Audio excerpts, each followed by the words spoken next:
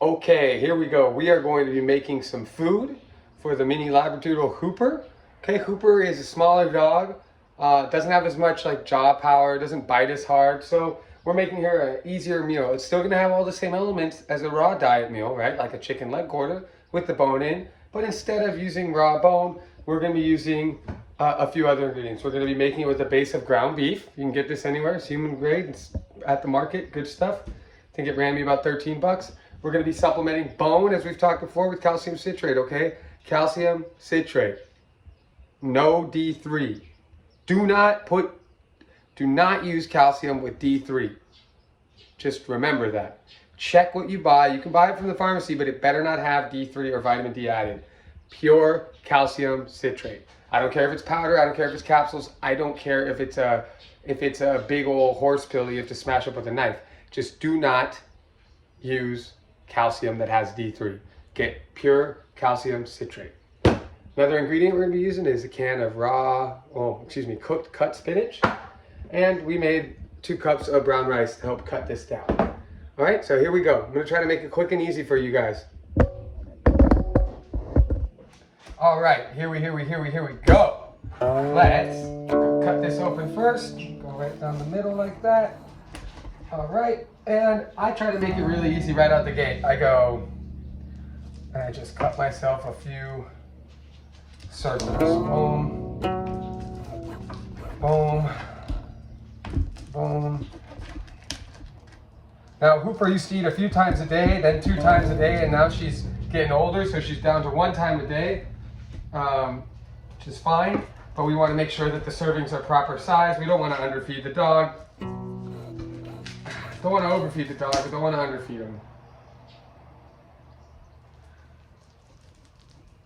All right. It can all work. Okie doke. We're cooking with fire. Here we go.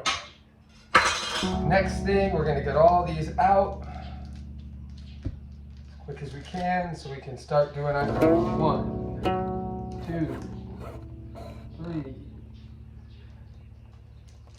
Now this meal is good because, you know, the brown rice acts as like a kind of a digestive. You don't have to use brown rice, but it's nice to break it up sometimes. Again, let's just repeat. We always say this. A lot of people confuse raw diet for your dog as just meat. That's not what it is. You gotta have bone. Over half of the diet is the raw, meaty bone. So if you're not supplementing the bone, you're making a huge mistake and you're gonna screw up your dog's calcium phosphorus levels. You gotta account for the bone. All right, here we go. Maybe we'll take a little bit of this one off and we'll add it to this guy. There, now they're all about even. Okie doke. Now I'm going to move this over. Move my water bottle with my meaty hands. Ugh. I guess it goes without saying, don't cross-contaminate things when you're working with meat like this. Try to keep it all pretty solid, pretty clean. Don't reuse things like plastic bags, that's not good. You will cross-contaminate if you do that. These might end up getting cut in half, most likely, so that we can, see we have these, they'll most likely get cut in half because we're adding the rice, we're adding the spinach.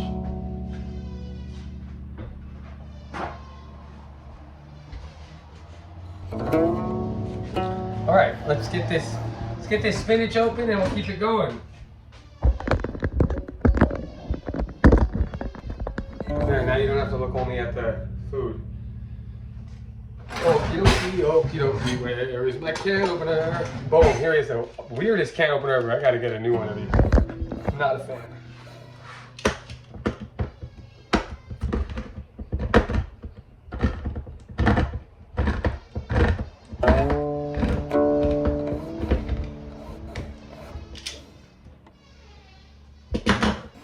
Okay, pour out that water. Though it really won't matter that much. Let's grab a bowl for this.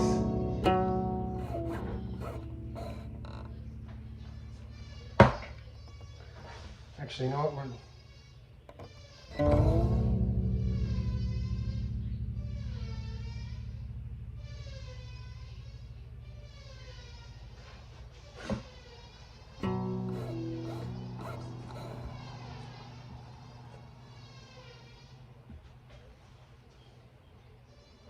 So there's no real rhyme or reason to this. I just get the meat and the rice together and I start mixing them together. That's what it is. And in fact, I think we're going to just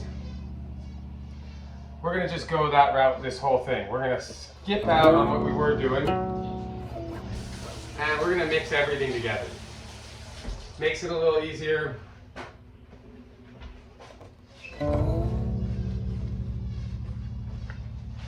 But just so you can see how one looks, right?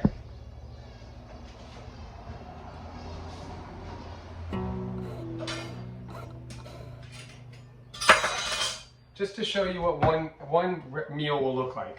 This is actually two, but what I'm doing here is I'm going to be kind of just adding some rice, adding some spinach, and mixing it all together into a kind of mush, spinach, rice, mushy thing. Oh, that sounds so funny. Remember, the greens are so that they can mimic like the stomach of the prey animal. The greens will already be digested in a prey animal and there'll only be enough left that are like haven't been digested fully in the stomach. So you're not going for a ton of greens. Your dog is not going to get anything special by putting more vegetables or anything like that, okay? Just remember that. Now the other thing you want to remember is you want to flatten the meat down when you're freezing this stuff so that the dog doesn't just try to gulp it down in one big gulp. You want them to have to work through it. Better for it to be flat and frozen and then they can't fit in their mouth than a ball, okay? Because if a dog can swallow something, it's going to try to swallow it. If it can swallow the meat, it's going to try to just swallow it. All right, all right.